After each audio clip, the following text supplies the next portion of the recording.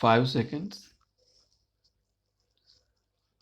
Ladies and gentlemen, I have great pleasure in welcoming you to the first ever national seminar organized by your association.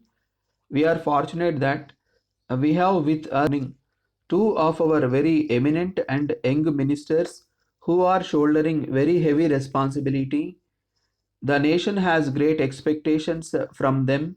We are meeting at a time when the country is faced with the most difficult economic crisis, shortage of electrical energy, spiraling of prices, and inflation have put the fifth plan in jeopardy. Due to the energy cuts, there is complete crisis in industrial production and even the agricultural production. The difficult raw material position is affecting the industries adversely, and the power shortage has almost paralyzed the industrial sector, resulting in serious employment problem which has reached a gigantic proportion. The severe energy crisis is not something sudden and unexpected. It is high time that the power policy on which the economic survival of the country depends is given due importance and purposeful efforts made. Any delay or complacency in this behalf will ruin our national economy, causing untoward miseries to the people. The newly organized Ministry of Energy has been handling the subject of electrical energy for some time now and is taking active steps to generate more power so that it could meet the requirements of the nation for its agricultural and industrial sectors, and I am confident that its efforts will bear some positive results. I would, on my part, make some suggestions which would go a long way in alleviating the sufferings of the industry and help to achieve the targets fixed for the fifth plan. The success of the rural electrification, agricultural and industrial production depends mainly upon the growth of electricity. The requirements of the aluminium in the fifth plan is estimated to be of the order of 9 lakh tons. Adequate production capacity is already available and is in the process of production during the fifth plan, but I must emphasize that electricity in required quantum should be ensured to the primary producers of aluminium on top priority basis for enabling them to work to their full capacity. Once the production of aluminium is increased, most of the ills the industry now facing will be cured. The non-availability of this material to the extent necessary is causing great hardship to the industry, and many units are facing the bleak prospect of closure. To aggravate the situation, the government has recently evolved a novel procedure of allotting the metal direct to the electricity boards for their requirements. This has been done in the hope that it would hasten to process of electrification programs of the states, but unfortunately this has not materialized. In many cases, the metal is still under the control of the state electricity boards, which we understand could not be distributed because of the procedural difficulties. There are a few cases where the material has been utilized for purposes other than those it was meant for. Besides this, the practice of reallocating the metal through electricity boards has given room for unhealthy practices. In my view, the present problem of supply of aluminium conductors to state electricity boards will not be solved by allotting the available quantity to the boards, but it could be solved only by finding ways and means to speed up the production of aluminium in the country. There is a close link between the industry and the government insofar as power distribution is concerned, and as such, this should not only be maintained but also strengthened to remove the existing bottlenecks in carrying out the electrification programs.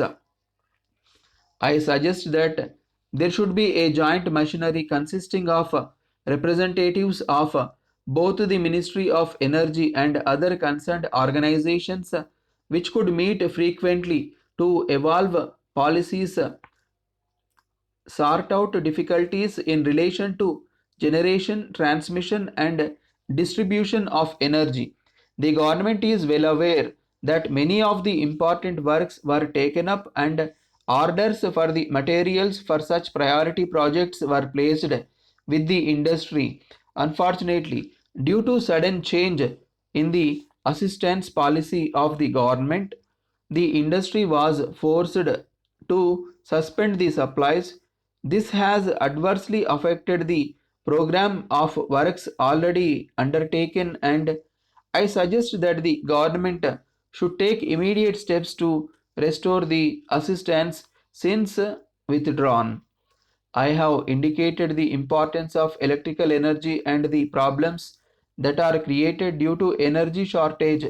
The problem relating to the energy crisis has to be tackled on a war footing if we want to make progress and achieve our objectives of removing unemployment and poverty in the country. I must emphasize that there will be no prosperity without electricity. Electricity is the most effective means to achieve the goal of removal of poverty. I therefore suggest that this year should be declared a power year so that everyone connected with electricity is made to get involved in power generation, distribution, and conservation to build up the nation's economy and lead to the economic prosperity of the rural masses.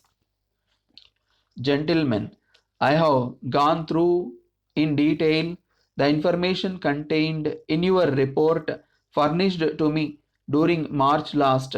It is quite encouraging that your activities throughout the year have been more successful than any other agent of the concern.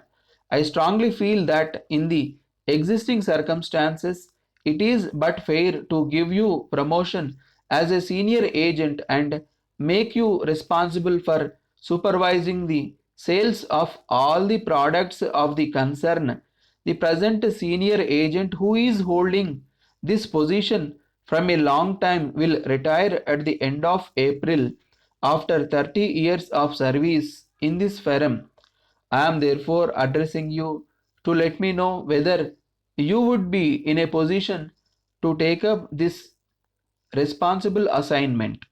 It is needless to say that this position is a well paid one, but you will not be allowed to draw any special commission on the sales effected by other agents. On the contrary, it is but right to point out that it is quite necessary for you to remain mostly in Delhi, and it will not be a big problem as you have a decent house just outside the city limits. In this context, I hasten to make quite clear to you that you may have to travel overseas from time to time. I am not sure whether you regard this as an advantage or not, but such a travel is an essential part of the job I am offering you. Till now, no appreciable sales promotion has been made outside the country, but I have now decided to make a real export drive in an effort not only to earn foreign exchange but also conserve the much needed foreign exchange by intensifying the export trade. I have an idea of extending the business gradually. I understand that you are seriously thinking of disposing of your present house and going in for a new building. If such is the case, I would like to purchase the said building at a reasonable cost to be mutually agreed upon. I would request you to call on me on Monday next, any time convenient to you. Yours faithfully.